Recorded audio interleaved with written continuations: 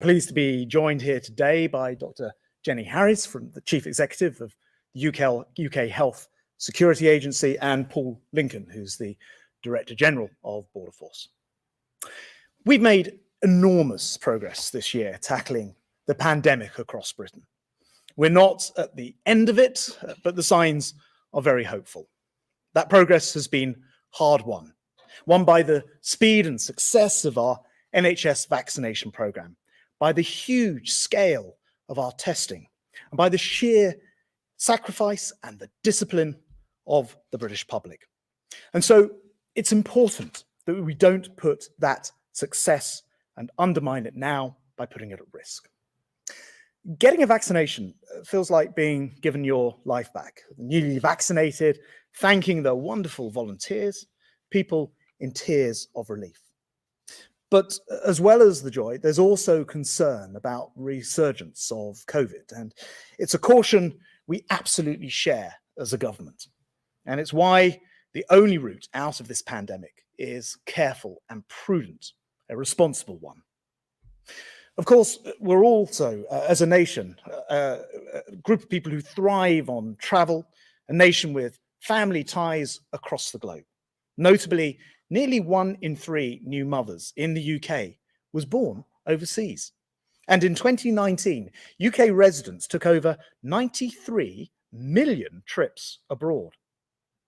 So I'm glad to be standing here today announcing the first, albeit tentative, steps towards unlocking international travel. We want a summer in which, with the help of vaccines and testings, we can reunite families and friends, travel to places we love. We want to start looking outward again. Whilst COVID has isolated us, travel reunites us. Even if video calls have kept us all connected during the very long lockdowns, there's simply no substitute for human contact. Travel is, of course, also absolutely crucial to rebuilding our economy, bringing long-awaited relief to hard-hit airlines, airports, the tourism sector, which taxpayers have spent £7 billion in supporting.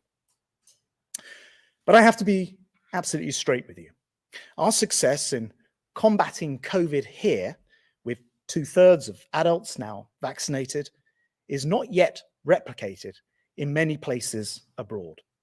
We in this country have managed to construct a fortress against COVID, but the disease is still prevalent in other parts of the world, most notably at the moment in India. In fact, more new cases of COVID have been diagnosed around the world in the last 7 days than at any time since this pandemic began. Nobody wants to go back into lockdown, not ever.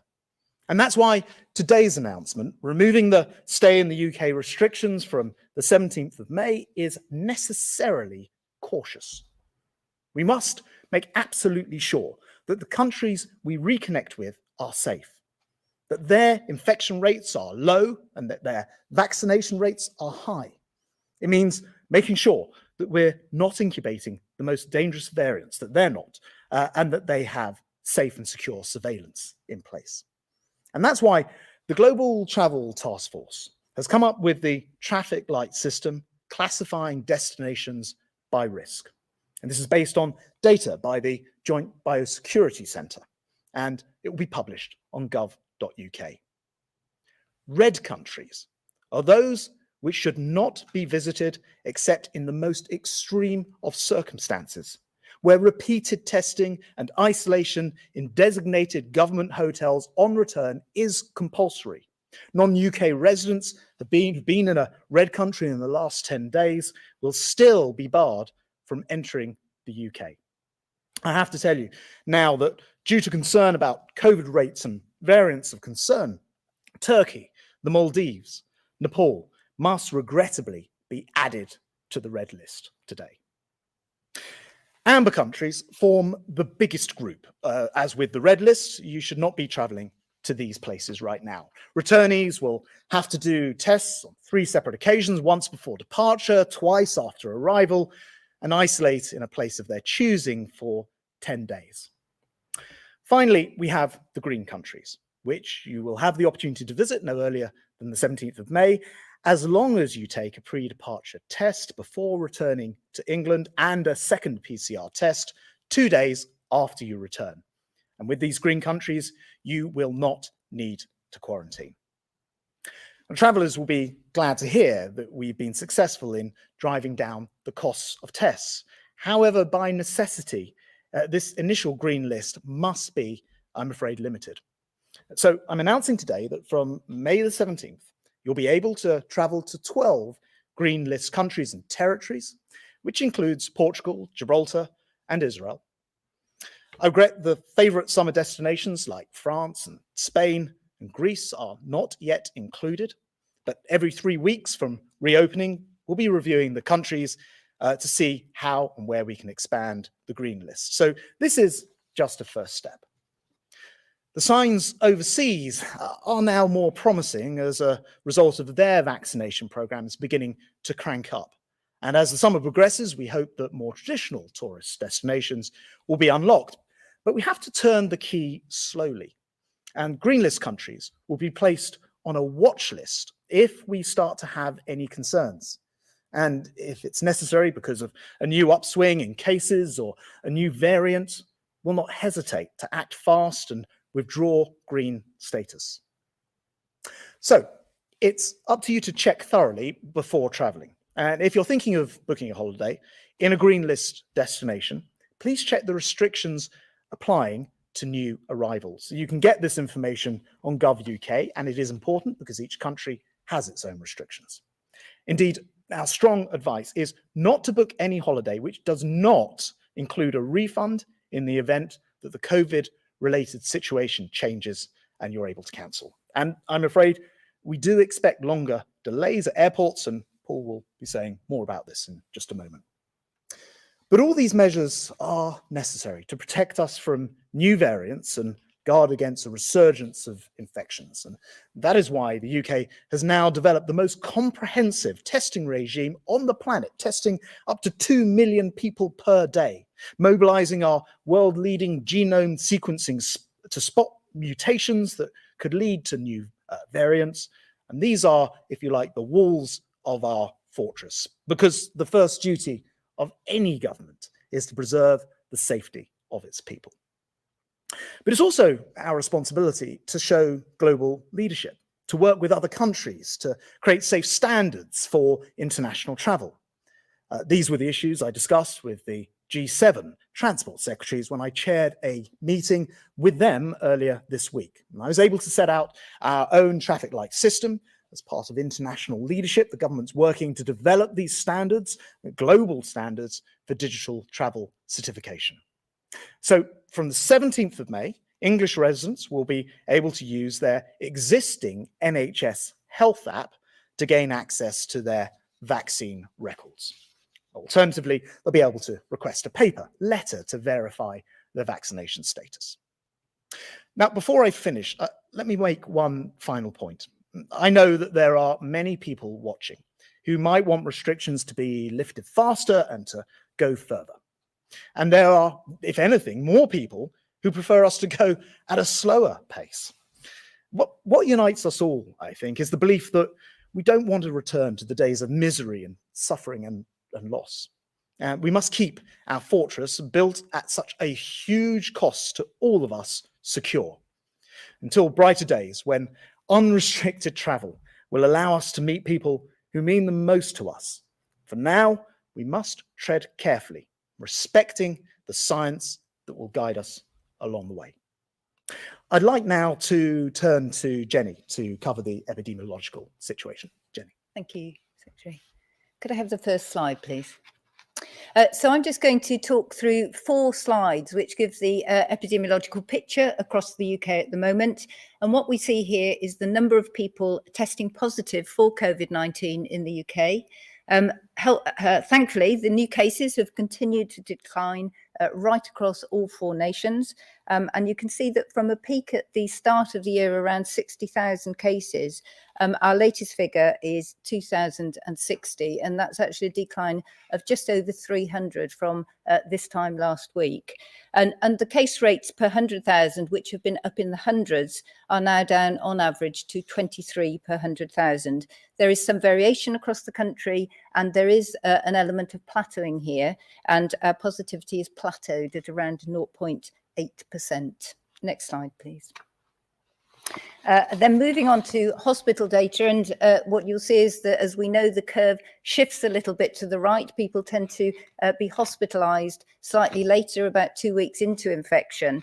And again, in the UK, hospital bed occupancy for COVID-19 patients peaked around the middle of January at around 39,000 beds in usage. And since then, it has continued to drop dramatically. So hospital admission rates now overall are just above 1 per 100,000, 1.04 in the last week, with again some variation across the country. All UK nations have seen that decline in hospital beds, and we have a decrease of 19% in the preceding week. So currently we have 1,231 people in hospital with COVID. But again, just to note that that very rapid decline is plateauing slightly as we go into May. Next slide, please. So here we have the number of deaths of people who had a positive test result for COVID in the UK. Again, if we look back, we have moved from a very sad position in January to where was well over 1,000 deaths per day associated with COVID. And we're now down to the most recent 7-day average at just 12 deaths per day. Now, of course, every one of those is important and a significant loss, but this shows a considerable decline as we go forward into the summer months. And that means that our daily deaths are now less than 0.1 per 100,000 in each UK nation. And the final slide, please. And this slide shows the number of people who've received a vaccination for COVID-19 in the UK. So the total number of people cumulatively who've received vaccination by the 6th of May. And we have given 35.1 million individuals their first dose. And of these, another 16.8 have received a second dose. So the first dose only are the blue bars. And what you can see now is that orange bar shows the number of individuals who have received both doses. And it is really important at this point to highlight that if you have had one dose, do come back for your second dose, because this is likely to boost your immunity and keep you safer for longer. So key message there, go and get your jab. As the Transport Secretary has highlighted, this is a really strong part of the armament in the UK and is contributing significantly to those reductions in hospitalisations and case rates. Thank you. Jenny, thanks very much indeed. I'd like to invite Paul Lincoln, Director General, Border Force, to talk about our ports. Thank you very much, Transport Secretary. I'd like to start by paying tribute to the thousands of men and women across Border Force who throughout the pandemic have worked tirelessly to keep the UK safe and secure, all whilst facilitating legitimate trade and travel and helping ensure that the UK's transition from the EU was a smooth one. When I last spoke at one of these press conferences, I said we all look forward to a time when travel is fully back up and running, and Border Force stands ready to provide a warm welcome to the UK. But unfortunately, we are not back to normality yet.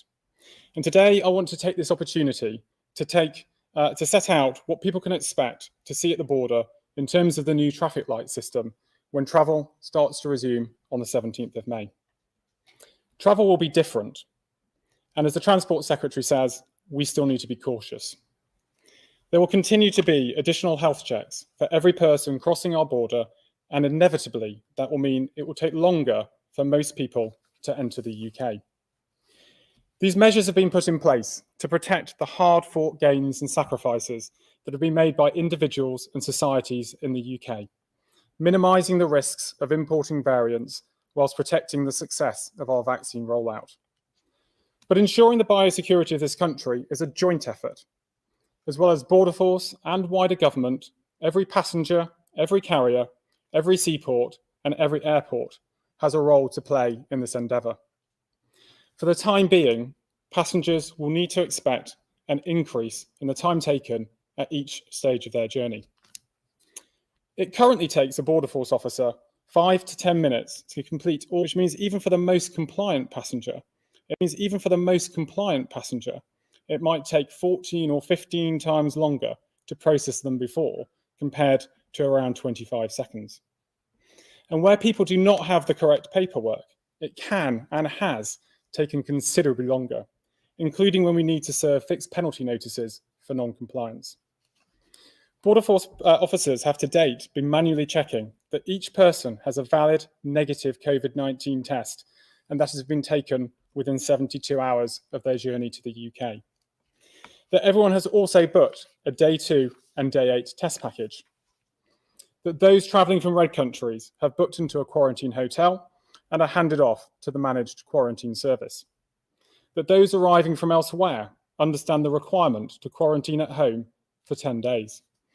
And finally, that people have correctly completed their passenger locator form so that they can be contacted by NHS Test and Trace if necessary. To keep us all safe, ministers all agree that Border Force should check 100% of passengers, and we have and will continue to do so.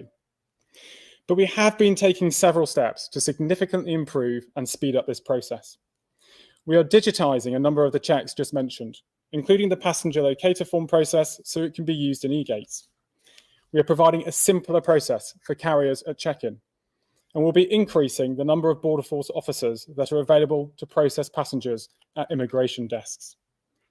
We will do all that we can to smooth the process, and the rollout of the summer of our e-gate upgrade programme will help minimise the time at the border for as many people as possible. But the travel industry also needs to play its part by making sure that every passenger is ready for the checks before they meet the border. Nonetheless, passengers should still expect times at the border to take longer as we conduct the checks that the public rightly expect during this global pandemic.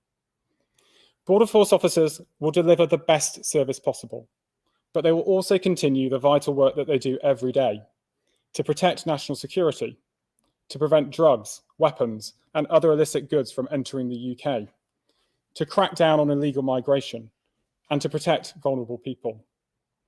We all understand that queues are frustrating to those who are travelling, especially after long journeys and with young families and when people want to return to their loved ones. But if we all play our part in complying with the health checks, collectively, we will also all help to ensure the safety of our communities whilst making sure that the gradual increase in international travel is as smooth as possible. Paul, thanks very much indeed. I'd like now to turn to our first question, which comes from David in West Cornwall. Keeping the roadmap timetable depends on the vaccine deployment programme continuing successfully. There doesn't seem to be a shortage in vaccine supply at present, but might that success be threatened by a significant shortfall in vaccine uptake, particularly in the younger age groups? If so, what level of uptake is needed to keep to the timetable? David, thanks very much. I'm going to actually ask Jenny to comment on this, but I will just say the level of uptake has been absolutely phenomenal so far. I think it's fair to say far higher than anyone anticipated when we were talking about these things in advance. And it's one of the reasons that the UK has got itself into this much better situation. It's important that continues, and I'm going to ask Jenny to comment on the supply and the rest of it. Thank you. Well, I think the important thing here is, as the Transport Secretary has said, we have had brilliant uptake in vaccine in this country. And in fact, we are probably the leading country for vaccine confidence. People are very confident to come forward, and they should be. And you can see that in the data that we have around our case rates, this is making a really strong impact. We're guaranteed to offer a first dose of vaccine to every adult by the end of July. There will be some assurance as we go through on the vaccine production, but we're still on track to do that.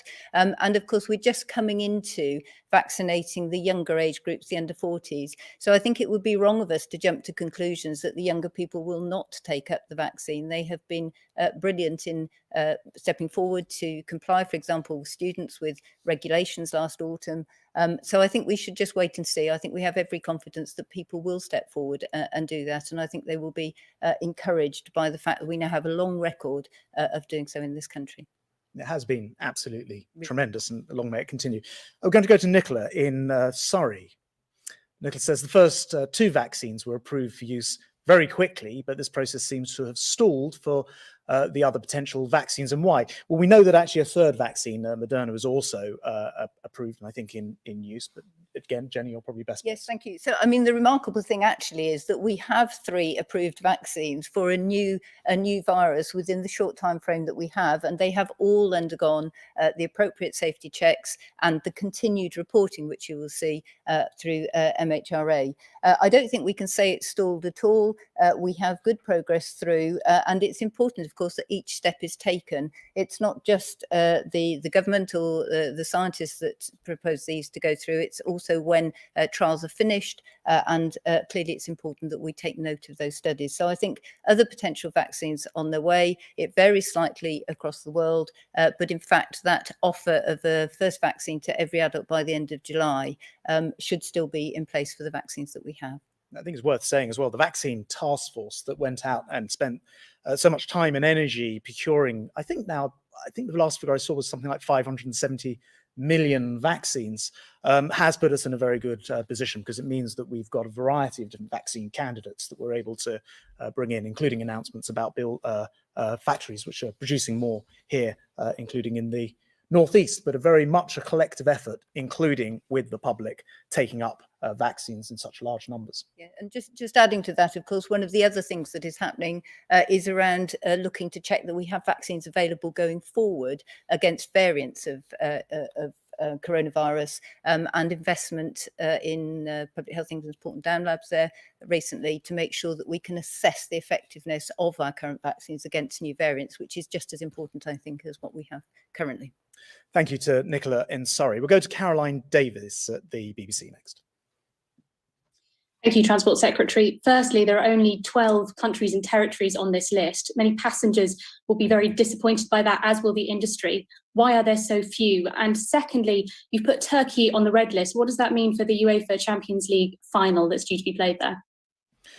Thanks very much. And look, as I explained in my comments, we are having to be cautious about this initially. We don't want to overturn all the brilliant work of, frankly, the British people in taking these vaccines and staying at home and all of that pain. And so we can't do anything to put that at risk. Having said that, although there are only 12 countries and territories, it does include, for example, Portugal and some of its islands, popular holiday destinations, including Israel, who will start to accept people from outside the country. I think it's on the 21st of May.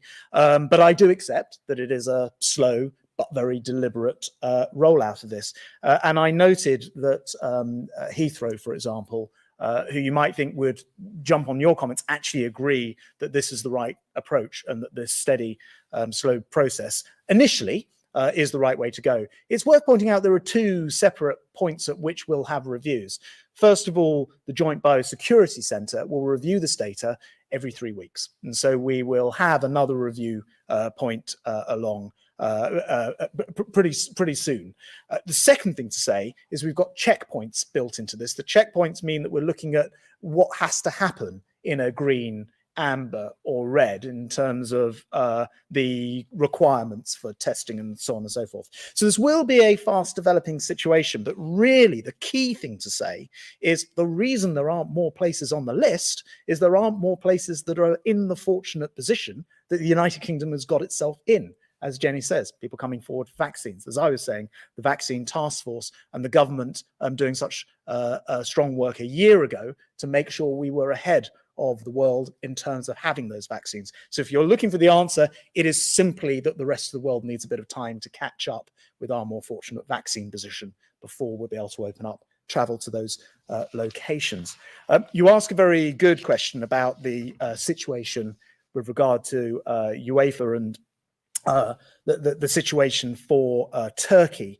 And as I said in my comments, I'm afraid we are having to put Turkey on the red list, and this will have a number of ramifications. First of all, It does mean, I'm afraid, with regard to the Champions League, that fans should not travel to Turkey. The FA, I can tell you, are in discussions with UEFA already on this.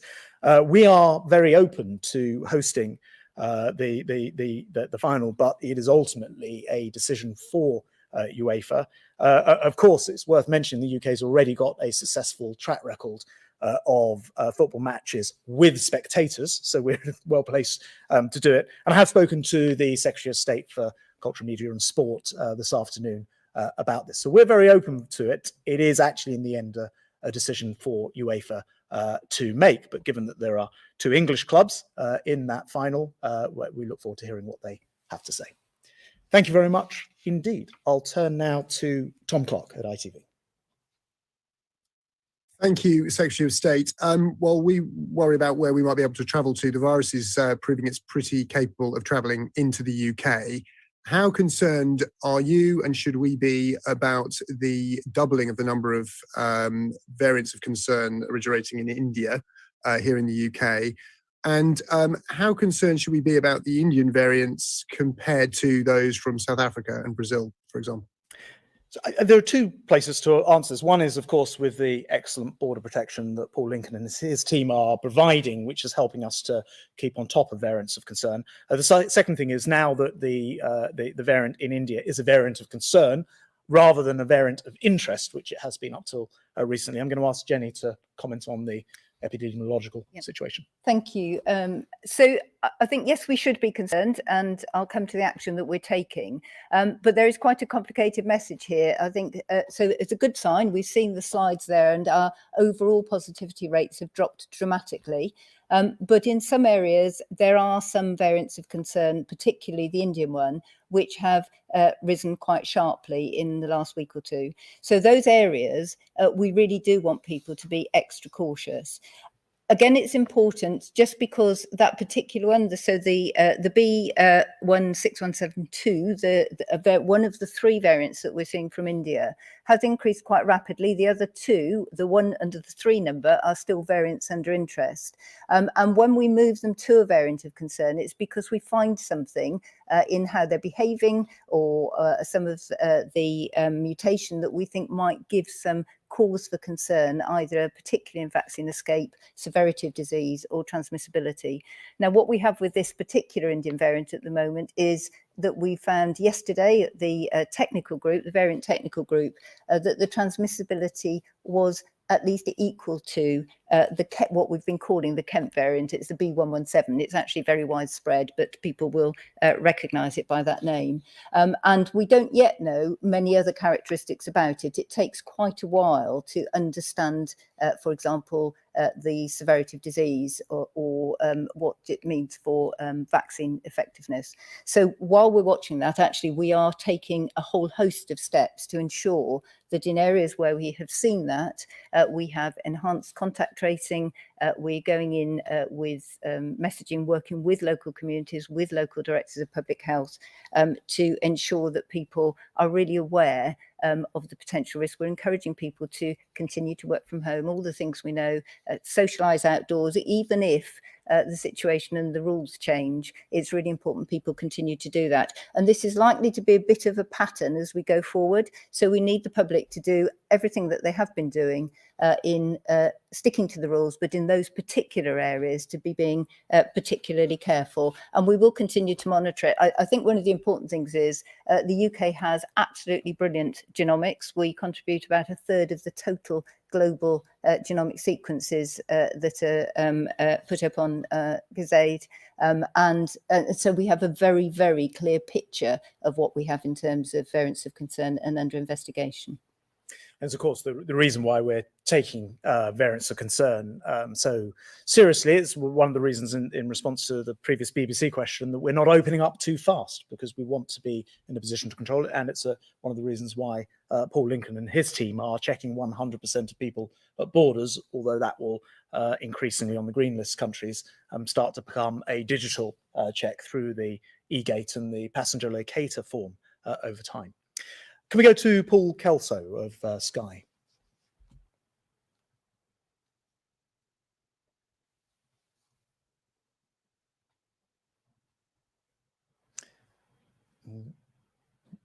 We can see you there, Paul. I don't know if you can hear us or not. I can now. Can you hear me now? We're loud and clear. We know that the travel industry is desperate to get restarted. Gatwick, where I am, is deserted, but we've seen already prices starting to soar as a result of speculation around this list. And we know travel companies are declining to offer refunds even for people with pre-existing reservations to countries on your orange list. Is this system not simply making travel the preserve of the rich? And if I may, with respect, a fortnight in the Falklands isn't most people's idea of a summer holiday. Is it realistic to think that this year we will see the return of mass travel to Spain, to France, and other really popular destinations, as opposed to this tiny list of many islands? Thanks very much. Look, Paul, the first thing is that it's very important that people do check the terms and conditions of booking very, very carefully. You mentioned travel companies and what people would have called travel agents, perhaps in the past. It is the case that if you're booking a package, for example, I've extended the ability of people to get not just refunds, but also travel vouchers, which will be guaranteed through the scheme that people know of as ATOL, so that a voucher can be given. It perhaps creates a little bit less stress on the travel company for those refunds, the package holiday, but at the same time provides the reassurance for consumers, whereas previously providing cashback was the only option. So the government's tried to back the industry in that sense, but it is possible for people to book direct. We do know that sometimes that may lead to problems, and certainly I've had plenty of people in the last year contact me in that position. So please check very, very carefully when it comes to terms and conditions. And I note now that a lot of the travel companies and a lot of the airlines have put some very smart packages in place, enabling people to change, for example, the time of their flight, the date of their flight, without cost for doing so, but check. Secondly, does it become the reserve of the rich? And do you want a holiday in the Falklands? There are other locations on there, although I'm sure the Falklands is lovely. But look, this is not a list generated and created to, if you like, think about where people want to lie on beaches and then twist the science to fit it. That would be completely wrong. It would go against everything that we have said about.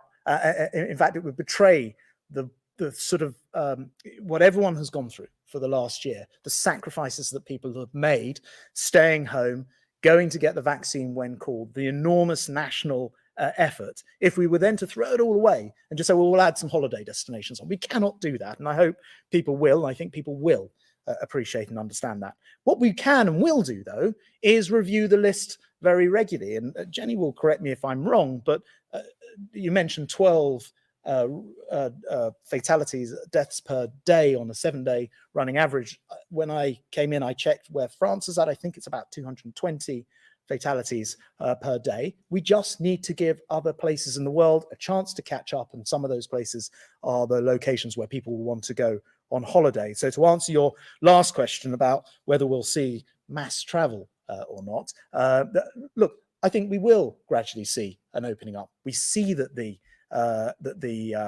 vaccines are extremely effective, but what we can't do and what we don't know is the extent to which somebody who is vaccinated might still be capable of carrying a variant of concern back with them, and we cannot put the British people at risk in that way. So it's a gentle, gradual thing. As I mentioned before, Heathrow and others are welcoming the steps today. It is a first step, but it's a very deliberate one with some clear review points in there as well. Jenny, I don't know if there's anything. I think you've mentioned all the important things. It is just really important, as you said earlier, that we progress with necessary caution. You can see, I mean, I think the public will have realised just from looking at the picture in India, just how quickly a virus can take off, particularly if there is low vaccine coverage in those countries, or you have a large number of people without spacing and all of the things that we've got used to doing. So obviously that varies significantly across the world, but there is a regular review point. The Joint Biosecurity Centre has a very detailed exploration of all of the different criteria. So whether it be testing capacity, whether it be the capability of a country to look at the genome sequencing, whole host of things that we didn't have last year. So I think a lot of reassurance that all of this is looked at in great detail. And as countries are able to move into those different traffic light areas, then ministers will be able to make those decisions. I think it's worth actually saying, as Jenny hinted at, the Joint Biosecurity Centre last year would use pretty blunt information, really. It was about the number of cases per 100,000 over a 7-day period. This year, it's about not just the prevalence of cases, it's about the variants of concern.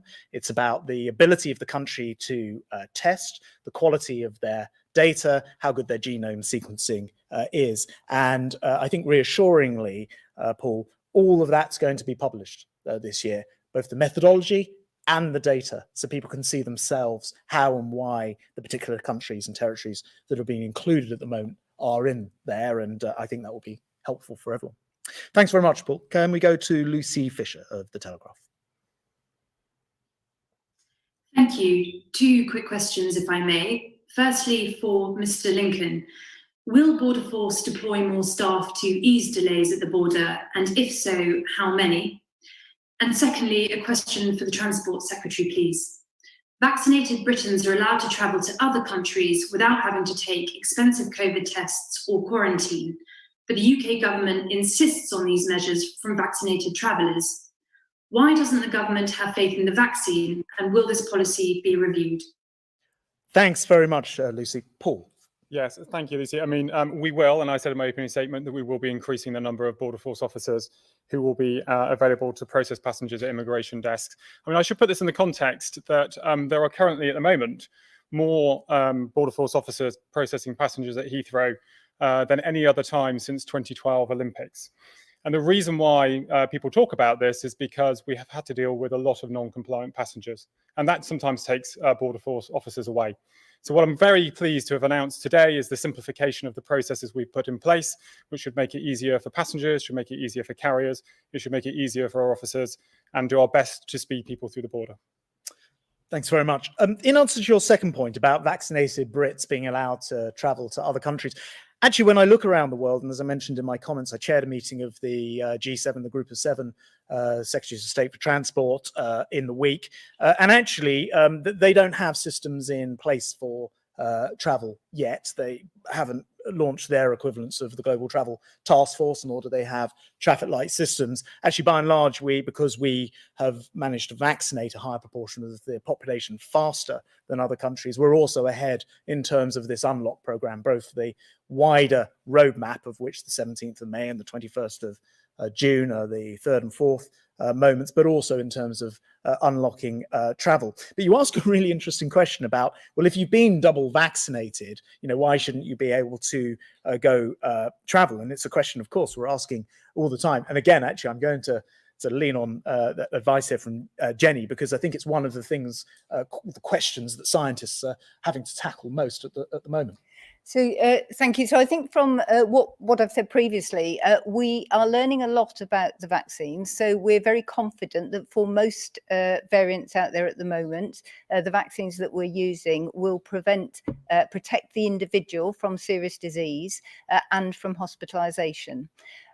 We think also that there is a degree of effectiveness in vaccine transmission, and there was some media on that, I think, at the beginning of last week. However, there are 2 particular points. One is that is not a complete picture. So some people, all vaccine programs actually, that will not work for every single individual. So we encourage as many people as possible to reduce the chance of disease being around.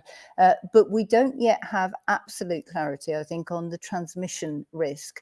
And that continues to be the case as new variants arise. So we know, as I've said previously, there are thousands of variants.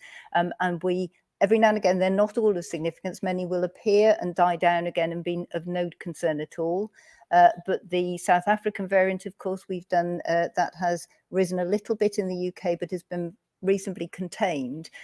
Each of these actually suggests that there is a little lowering of the effect of the vaccine in that case, and each new variant we're looking to make sure that vaccines continue to be effective. So as a new variant arises, if you're going over to another country, particularly if they have lower genomic sequencing capabilities, they're very unlikely to know what they have in their population, and individuals will potentially bring it back to this one. And one of the important points I would just like to make is when travellers are coming back, it is absolutely critical that they have their early test, their PCR test. So they have one before they leave the other country. They must, if they're positive, they must comply with local isolation regulations. But when they come back into this country, they must have a PCR test up to day 2. So in that very early phase, what that does is, firstly, we know whether they are sick and whether they need to isolate, but actually they are contributing not just to the UK knowledge about the growth of variants from different countries, but to the global knowledge about it. So we can sequence where others can't. We contribute that information to global knowledge, and then the whole world learns to protect themselves better. So really important to have that test. Thanks very much, Jenny. And Lucy, I just say, as we come so far, we just don't want to mess this up. Now, I think would be the shorthand for all of that. And the scientists are working hard on getting the hard data to back it up. Thank you very much. If I can go to Torkel Crichton from the Daily Record, please. Thank you, Minister. Can you provide some clarity? You talk about travellers from England, and your press release talks about England. You don't have 4 nations agreement for this by the sounds of it, and if you don't, it's a bit of a farce, isn't it? If I have a reader in Fife who wants to go to Faro and they're not allowed to travel from a Scottish airport, they just jump on a train to Heathrow, and they jump a red light. It undermines the UK 4-nation approach, doesn't it? So first of all, I should let you know that I held a call with the devolved administrations earlier today, and all of the 4 chief medical officers of the Joint Biosecurity Centre have met and agreed the principles that sit behind the traffic light system. So there is a large degree of agreement and cooperation in developing the system. I think more to your point, there happen to be elections on, or rather election counts in Wales and Scotland at the moment. And so understandably, whilst those governments are in flux and there aren't effective opposite numbers to speak to, it may take a few days for them to prescribe as precisely what they wish to do. But it is with their agreement that if you like, the traffic light system itself has been created. And as we saw last year, I suspect that by and large we'll see the same conclusions, for the simple reason that the science is the science, and the epidemiological situation is that presents to us all. And since we're working from the same traffic light system, it stands to reason it will be broadly similar in design. So that's the picture. We look forward to there being governments in place in both Wales and Scotland, and to having as joined up a picture as possible. Just on your final point, though, I would say what you sort of pointed out is it's possible for people to break the law. And of course, it's possible. People break the law in all sorts of different ways, but people should respect the law as it is legislated in our devolved system of government throughout the 4 nations. And so we must never encourage anybody to, as you describe it, break the law, jump on a train and do something which they should not be doing, and presumably would carry some pretty big fines if they were to do so. Thanks very much. I'll turn now to Jim Scott at the Northern Echo. Jim. Thank you. As the country exits the national lockdown and as more restrictions are eased, there will inevitably be an increase in cases. But if there is a spike in COVID infections in one particular region, such as the Northeast, is the government likely to consider preventing residents in that area from travelling abroad? As we come out of this lockdown, we've got this 4-stage roadmap, and as you know and will have noted, we haven't gone back into a tiered situation. That's possible actually because overall our levels are so much lower, and where they're low overall, where the prevalence is low, you're able to take a much more national approach to all of this. And I very much hope, Jim, and I'm going to ask Jenny to comment, but we're not going back to those bad old days of very high levels of enormous prevalence and the rest of it, because we've got the one thing that we didn't have when we got down to these very low levels last time round, and that is, of course, the vaccine. Actually, I said the one. There's a second thing, which is mass testing. Every adult in this country, every secondary child in this country can have 2 tests a week, free, delivered to their homes, and millions of people are taking up that offer, and it's helping us to identify where there are problems. So we are much better positioned this year with vaccines, with testing, with genomic sequencing, to not need to take that localized approach. And so far, so good. But I'm going to hand over to an expert here. No, it's a really important question, but I think the ambition is exactly as the Transport Secretary has said, that we know that there have been certain areas which I think we now would frame as where there has been enduring transmission, and it's those populations who have really had to be locked down for very lengthy periods of time, and that's not just unhelpful for them and a bit miserable for them during that time, but actually it will affect the health of those populations in the longer term as well if they've had higher rates of COVID, potentially long COVID implications, and implications for the viability and the health of their families long term, so missed school and all sorts of things. So I think our approach at the moment is to actually really focus on those areas of enduring transmission in a number of ways, working with directors of public health and local authorities. There are a number of different community testing programs, so that where we see those higher rates, to go in to help support individuals to find infections and to help them to isolate. Many of these families are ones where perhaps where they're more likely to have to go out to work, or they're in large families, it's less easy to isolate. And there are a number of ways the which local authorities can support them with central government funding through a communities fund to do that. But it's a really good point, and it is actually our focus of attention as we come out of the lockdowns, and really focus as we go forward. And once again, just encourage, if individuals are in areas where there are variants of concern, really to be extra careful in those until those rates have subsided. Jenny, thanks very much indeed. I just wanted to end by saying, I could never have imagined when I became Secretary of State for Transport that I would be responsible for locking down all international travel, indeed most of the domestic travel network as well. And I'm pleased that we're finally in the position of opening up. I've been looking forward to today, or a day like today, for a very long time.